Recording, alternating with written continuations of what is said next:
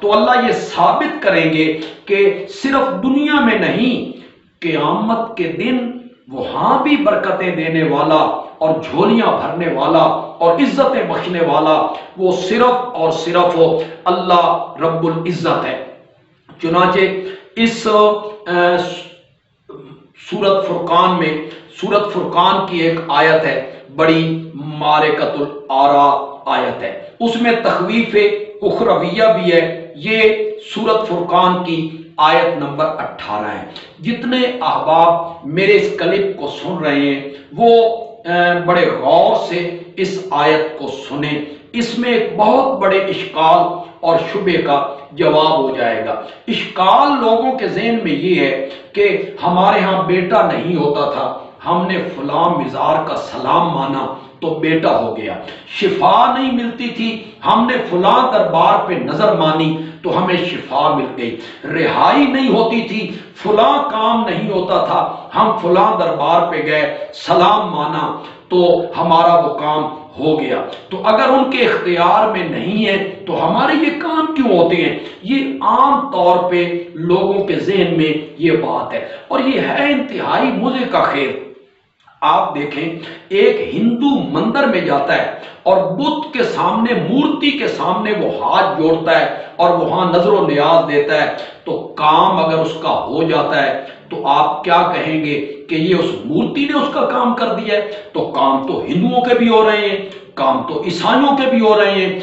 لیکن میں قرآن پاک کی اس آیت سے آپ کو سمجھانا چاہتا ہوں۔ یہ سورت فرقان کی آیت نمبر 17 ہے جی، وَيَوْمَ يَحْشُرُهُمْ وَمَا يَعْبُدُونَ مِن دُونِ اللَّهِ، اور جس دن اللہ اکٹھا کرے گا ان پکارنے والوں کو، عبادت کرنے والوں کو، اور ان کو بھی جن کی عبادت کی گئی اللہ کے سوا، ان سب کو اللہ اکٹھا کر لے گا۔ تو اللہ تعالی ان معبودوں سے جن کی یہ عبادت کرتے تھے، جن کی یہ پکار کرتے تھے، جن کے نام کی یہ نظر و نیاز دیتے تھے، جن کے سامنے یہ زاریاں کرتے تھے، جن کے سامنے یہ سجدہ ریزیاں کرتے تھے، اللہ ان کو کہہ رہا ہے اَأَنْتُمْ أَضْلَلْتُمْ عِبَادِي هَؤُلَاءِ، کیا تم نے میرے ان بندوں کو گمراہ کیا تھا؟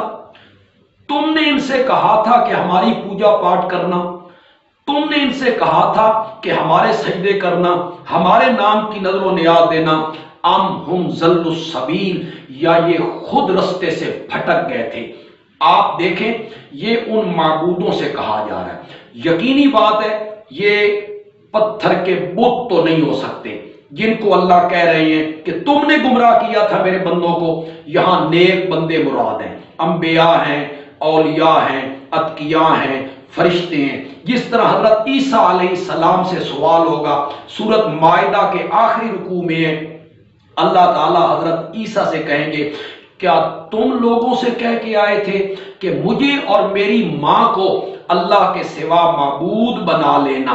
تو حضرت عیسیٰ سے بھی یہی سوال ہو رہا ہے، اور وہاں جن جن کو پکارا گیا اور جن جن کی پوجا پاٹ کی گئی ان کو اللہ کہہ رہے ہیں تم ان سے کہہ کے آئے تھے، تم نے انہیں گمراہ کیا تھا، تم نے انہیں شرک کی سڑک پہ چلایا تھا، یا یہ خود رستے سے بھٹک گئے تھے؟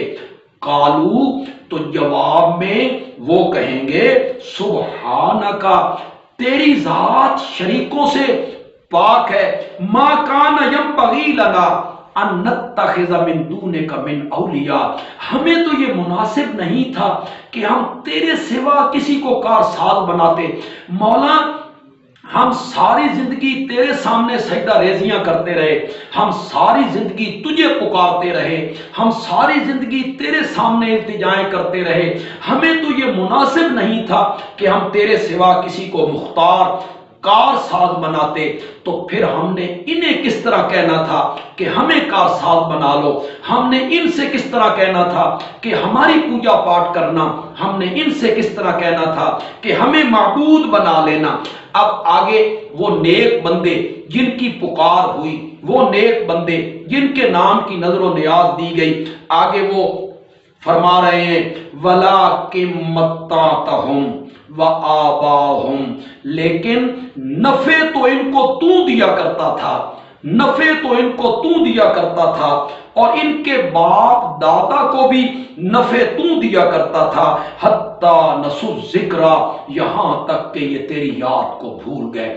नफे इन्हें तू देता था, औलाद इन्हें तू बख्शता था, सेहत तू अता करता था, मुकदमे से रिहाइयां तू दिया करता था, और ये समझते थे ये सब कुछ हमारी तरफ से मिल रहा है, हमारे जिम्मे लगा देते थे।